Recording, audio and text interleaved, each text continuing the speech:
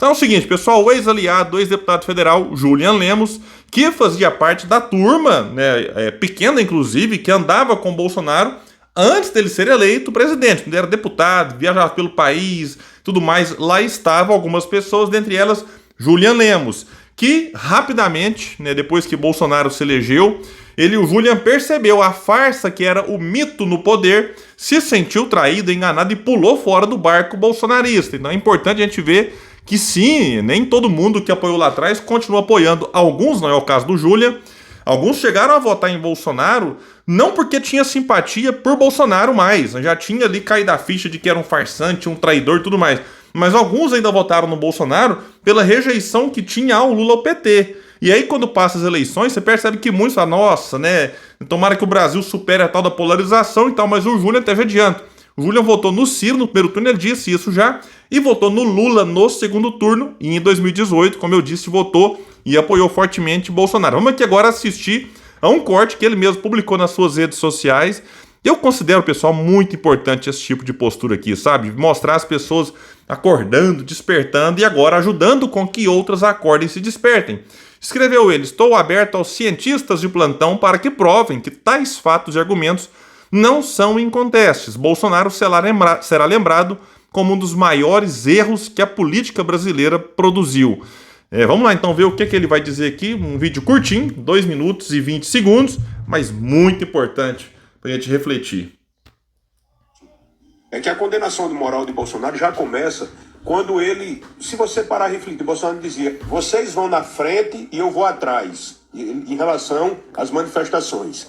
Quando Bolsonaro, no dia 7 de setembro de 2021, na Avenida São Paulo, dizia que, rapaz, eu vou dizer a você, viu, era brabeza demais. Só saio daqui ou morto ou preso.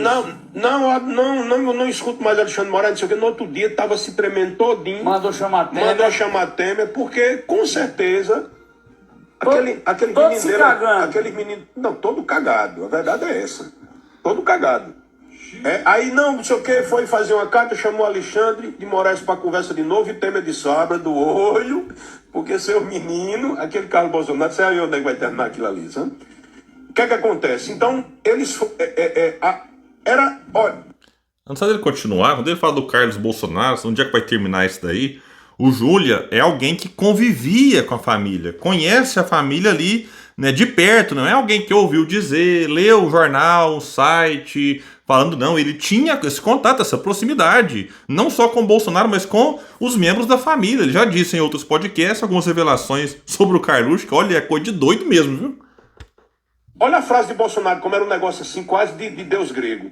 Soldado que não vai à guerra por medo de morrer é um covarde. Aí o camarada, quando perde a eleição, dá uma carreira do Brasil que não olha nem para trás. O ministro da Economia sai 15 dias antes. Passou um mês em depressão. Passou um mês em depressão. Meu irmão, eu vou dizer a você.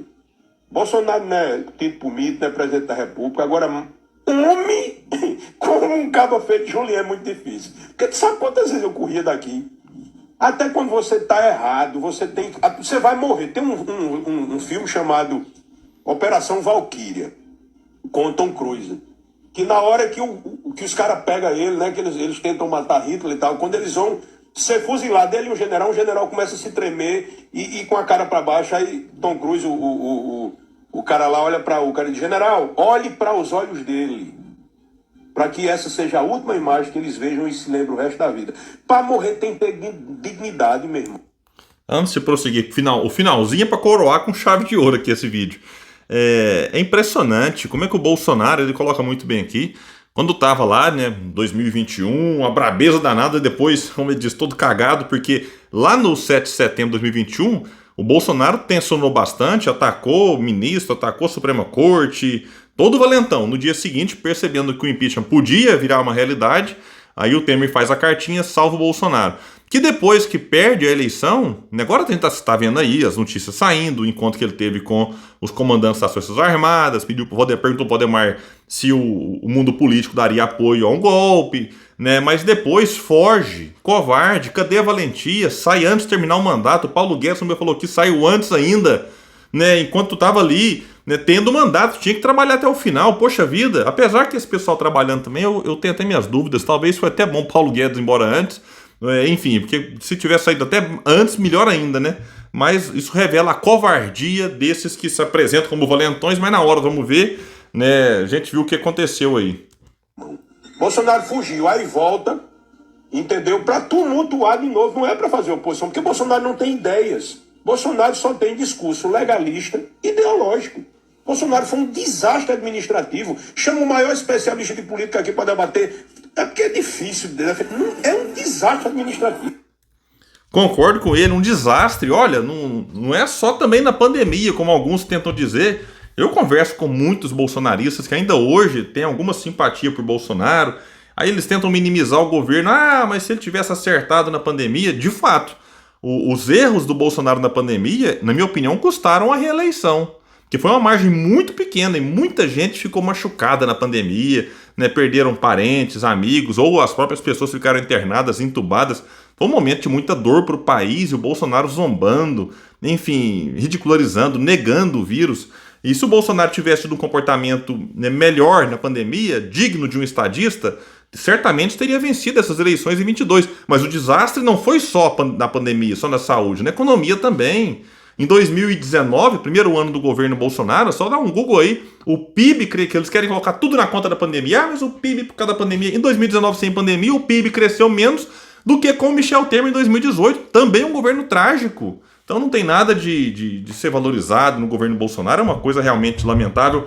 Mas é isso, né? A gente fica por aqui. Quem puder, compartilhe, espalhe esse vídeo. Vamos trazer mais pessoas para esse espaço, porque aqui nós lutamos por um Brasil melhor. Valeu, gente. Até mais.